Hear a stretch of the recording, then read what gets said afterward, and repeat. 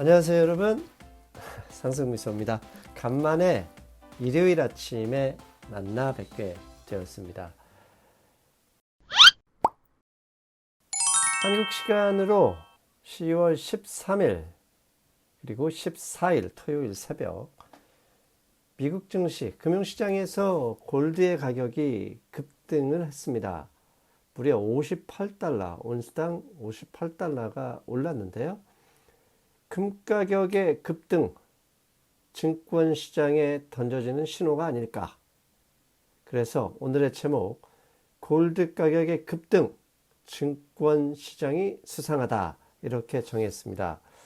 먼저 미국 시각 금요일, 한국 시각 토요일 새벽에 마감한 골드의 가격을 보겠습니다. 보시는 그림처럼 오른쪽에 푸른색 동그라미를 만들어 놨죠.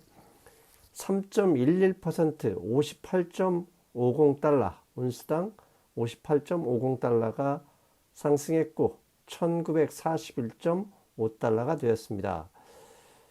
최근 1년 사이에 골드 가격이 저렇게 많이 상승했거나 하락한 적이 없었습니다. 그런데 토요일 새벽 저렇게 높은 상승률을 보였다는 것은 아마도 금융시장에 던져지는 신호가 있지 않을까, 이렇게 추정을 해봤습니다. 지난 20년 동안 골드 가격 급등락의 역사, 그러니까 골드 가격과 지수와의 움직임의 관계를 살펴볼 필요가 있죠. 골드 가격이 지난 20여 년간 급등락하는 시기에는 증시도 상당히 밀접한 움직임을 보였었다라는 것을 지금부터 제가 예로 보여드리겠습니다. 가장 먼저 보실 게 지난 2008년과 2009년, 그 유명한 금융위기, 리먼 브러더스 파산이 있었던 금융위기 당시에 골드와 S&P 500 지수의 상관관계의 흐름을 살펴볼 필요가 있습니다. 지금 왼쪽에 점선이 2008년 9월 말, 즉 금융위기 리먼 브러더스 파산이 있었던 시기입니다. 그 당시에 보면 골드와 아래는 S&P 500이고요. 같은 흐름을 보이다가 10월 말부터 골드는 오른쪽 붉은색처럼 급등하기 시작합니다. 하지만 아래 S&P 500 지수는 2009년 3월 양적 완화가 실시되기 전까지 계속 하락했습니다. 반대로 지수가 계속 하락하는 시기에 골드는 한 달 정도 S&P 500과 같은 흐름을 보이다가 11월부터 골드는 본격적인 상승으로 방향을 틀었습니다. 즉 잠깐 동안 한 방향으로 움직이던 골드와 증시가 2008년 11월부터 디커플링이 되면서 골드는 상승, 반대로 지수는 하락했던 모습을 살필 수 있었습니다. 그러면 2008년 금융위기에서 골드와 S&P 500 지수를 간단하게 정리를 해보면 안전자산에 대한 수요, 즉 주식시장이 급락을 하니까 안전자산에 대한 수요로 골드 가격이 올랐고, 반대로 안전자산의 수요가 증가했다, 그래서 가격이 올랐다라는 의미는 증권시장, 주식시장이 하락했다라는 의미겠죠.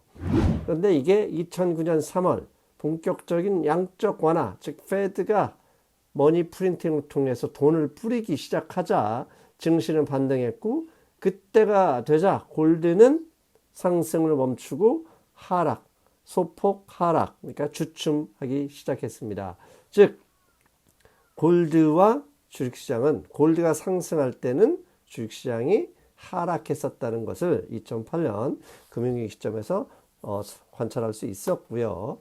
가장 가까운 시기, 금융위기는 워낙 특수한 시기이기도 하고요. 현재 금리 인상 시기, 그 다음에 QT 양적 긴축의 시기와 비슷한 시기가 언제였냐? 지난 2018년 9월, 10월부터 12월까지 당시 S&P 500 인덱스가 약 마이너스 20% 급락했던 시기가 있었습니다. 그때도 금리 인상을 현재처럼 계속 하던 시기였는데요.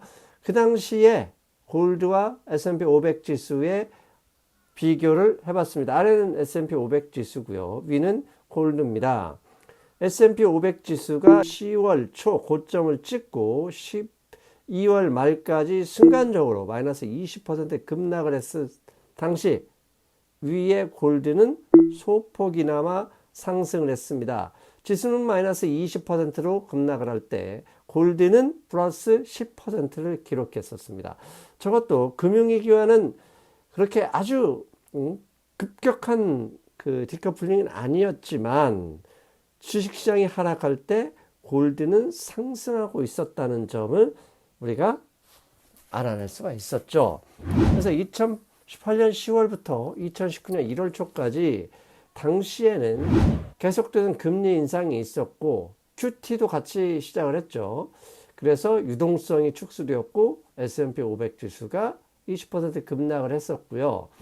이것을 막아내기 위해서 페드 연준은 영레포, 그러니까 리버스 레포를 통해서 유동성을 공급했는데 이건 곧 다시 양적 완화가라고 말할 수 있죠. 양적 완화, 그러니까 일종의 변형된 유동성 공급, 양적 완화를 통해서 그리고 금리 인상 중단을 같이 함으로써 증시가 반등을 했습니다.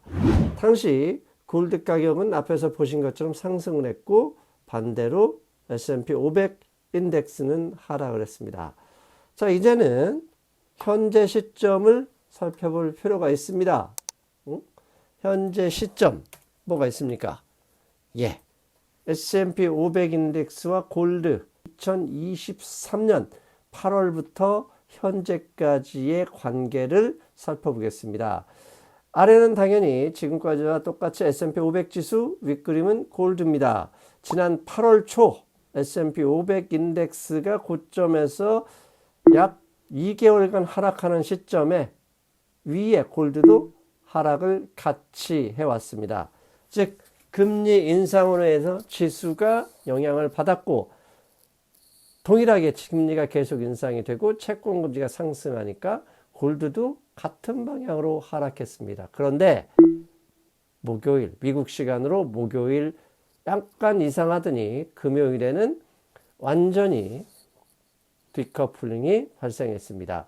위에 골드는 앞에서 설명드린 대로 3.2% 가까이 급등을 했지만 S&P 500 인덱스는 하락을 했습니다. 2023년 8월 이후 골드와 S&P 500 지수가 같은 방향으로 움직였었죠. 그런데 금요일 갑자기 골드는 급등했고 반대로 증시는 하락했다. 금요일 어닝이 시작됐고 빅뱅크들의 실적이 상당히 좋게 나오면서 다우지수가 300포인트 가까이 상승도 했었죠. 그런데 그게 새벽에 완전히 도들렸고 나스닥 지수를 중심으로 하락이 있었습니다. 자, 그렇다면 골드의 급등, 이건 안전자산에 대한 수요가 나타났다 이렇게 볼 수 있죠. 그런데 반대로 지난 2008년 그 다음에 18년 두 번의 골드와 S&P 500 즉 지수와의 관계에서 볼 때 안전자산에 대한 수요로 금값이 올랐다면 이는 증시의 불길한 예고일 수도 있다라는 생각을 합니다. 특히 골드 그 다음에 증시의 흐름과 아주 밀접한 영향을 관계를 갖고 있는 달러화 인덱스도 수상을 합니다. 10월 초 달러화 인덱스 107을 갔다가 약 2주 가까이 하락하는 줄 알았는데요. 미국 시간 목요일, 금요일 이틀 연속 반등이 나왔습니다. 골드의 안전자산 수요로 인한 가격 상승, 여기에 만약에 보시는 달러화 인덱스처럼 전고점 107을 돌파해서 다시 달러화 강세로 이어진다. 그러면 증시 아무래도 11월 1일까지 FOMC가 있는 그날까지 금리, 현재 금리 수준도 사실 답답하잖아요.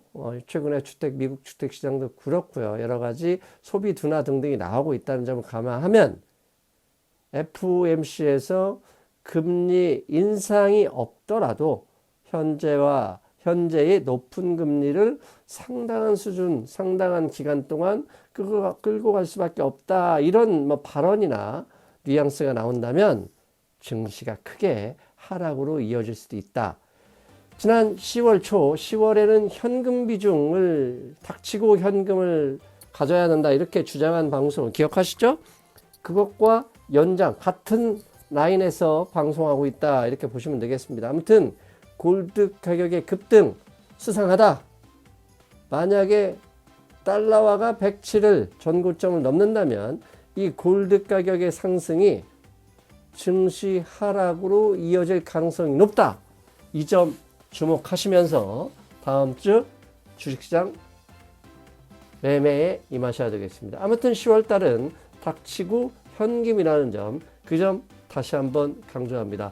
여러분 다음 시간에 뵙겠습니다. 여러분 안녕.